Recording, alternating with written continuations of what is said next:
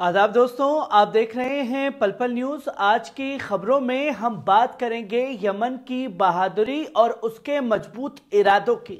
Yemen वो देश जो हर मुश्किल के बावजूद अपनी सरजमीन और अपने लोगों की हिफाजत के लिए डटा हुआ है।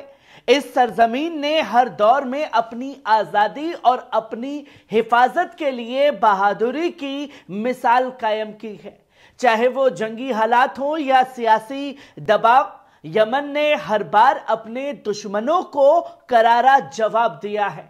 यमनी फौज की बहादुरी और अंसारुल्लाह की हिकमत अमली ने इस मुल्क को न सिर्फ मजबूत बनाया है बल्कि अपने मकसद के लिए पूरी दुनिया को यह बता दिया है कि यमन झुकने वाला नहीं है। आइए यमन की इसी जुर्रत और हिम्मत की झलक आज की खबरों में देखते हैं। पल पल न्यूज के साथ बने रहिए और शुरुआत करते हैं आज की पहली बड़ी खबर से जो यमन की तरफ से सामने आ रही है। यमनी फौज ने बड़ा ऐलान किया है। अमेरिका के सप्लाई जहाज और फौजी ठिकानों पर हमले किए हैं। यमन की सशस्त्र फौज ने एक बड़ा बयान जारी कर कहा कि यमनी फौज के प्रवक्ता ने बताया कि उन्होंने एक अहम मिलिट्री ऑपरेशंस को अंजाम देते हुए 3 अमेरिकी सप्लाई जहाजों को निशाना बनाया है।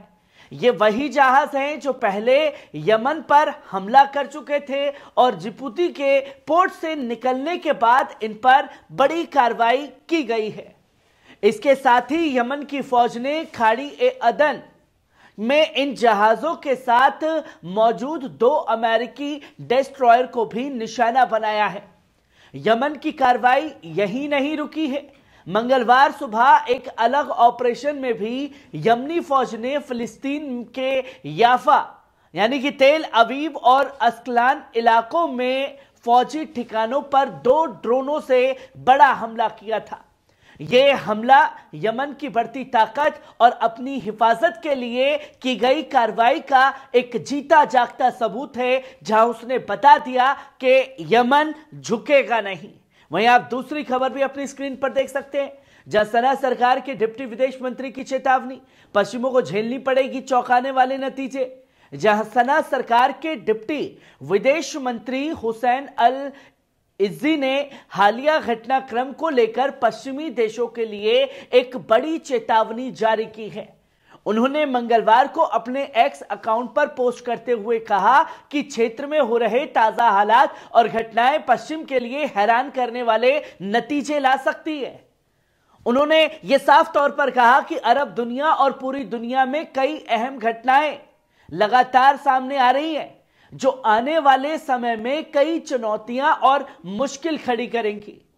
हुसैन अल इज्जी ने अमेरिका को खासतौर पर चेतावनी दी कि अगर उसने मुखालिफ और जंगी पॉलिसी को नहीं बदला तो इसका खामियाजा पश्चिम को भुगतना पड़ेगा। 2 दिन पहले भी अल इज्जी ने बयान दिया था कि सीरिया में जो कुछ हो रहा है वे सीधा जायोनिज्म के हक में है। रविवार सुबह सीरिया की बशर अल असद सरकार गिर गई जब हयात तहरीर अल शाम के नेतृत्व में हथियारबंद समूहों ने दमिश्क पर पूरी तरीके से कब्जा कर लिया। यह हमला केवल 2 हफ्तों के अंदर शुरू हुआ और तेजी से दमिश्क तक पहुंच गया। इस खेल को भी समझाने की कोशिश यमन के विदेश मंत्री द्वारा की गई। वहीं आप तीसरी खबर भी अपनी स्क्रीन पर देख सकते हैं, जहां यमनी सशस्त्र फौज के आधिकारिक प्रवक्ता ब्रिगेडियर जनरल यहिया सारी ने भी बीते एक दिन पहले यह ऐलान किया कि उनकी फौज के एक आला दर्जे का मिलिट्री ऑपरेशन अंजाम दिया गया है, जिसमें उन्होंने यह ऑपरेशन कब्जे वाले फिलिस्तीन के अशदोद इलाकों में इजरायली दुश्मनों के एक संवेदनशील ठिकाने पर किया गया, जिसमें याहिया सारी ने इस बात के बारे में खुलासा किया कि यह कार्रवाई ड्रोन के जरिए की गई, जिसने अपने निशाने को पूरी तरह से निशाना बनाया। उन्होंने यह बताया कि यह ऑपरेशन फिलिस्तीन की मुकाबिलत के समर्थन में चल रहे 5वें चरण का हिस्सा है। सारी ने यह साफ कहा कि यमनी फौज किसी भी इजरायली जंग या जुल्म का जवाब देने के लिए पूरी तरह तैयार है। उन्होंने जोर देकर के कहा कि फिलिस्तीन के लोगों के लिए हमारा समर्थन तब तक जारी रहेगा जब तक गजा पट्टी पर हमला और घेराबंदी खत्म नहीं हो जाती। वहीं इजरायली मीडिया ने भी रिपोर्ट कर कहा था कि ड्रोन ने सीधे एक 10 मंजिला इमारत पर वार किया है जो अशदोद के दक्षिण हिस्से में स्थित है।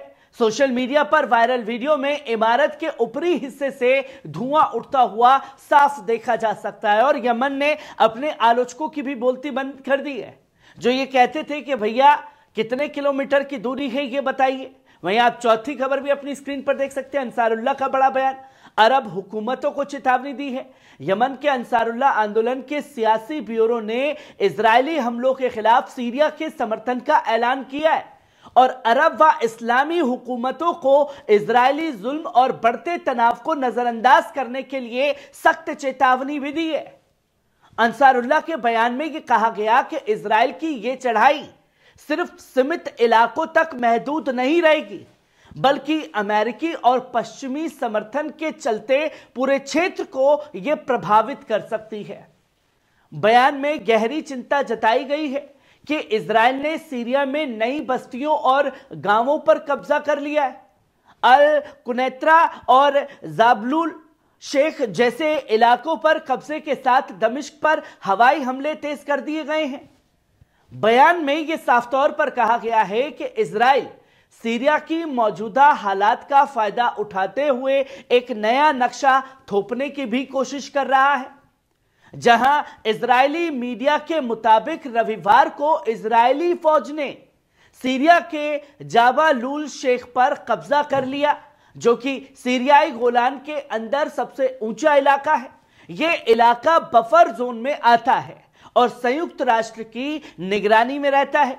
मीडिया रिपोर्ट्स में यह साफ तौर पर कहा गया कि इजरायली फौज ने सीरिया में हथियार डिपो और एयर डिफेंस सिस्टम पर हमले तेज कर दिए जिन्हें इजराइल के लिए मुतहदा खतरा माना जा रहा है।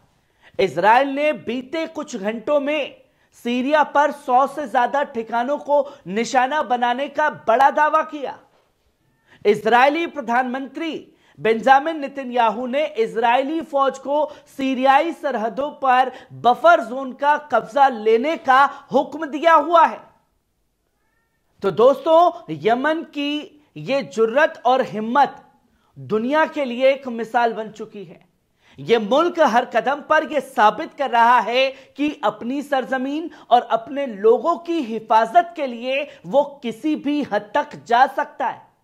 यमन की बहादुरी और उसके जाबाजों की यह कहानी हमें सिखाती है कि मुश्किल हालात चाहे जितने भी बड़े क्यों ना हो, अगर इरादे मजबूत हों तो हर चुनौती का सामना किया जा सकता है।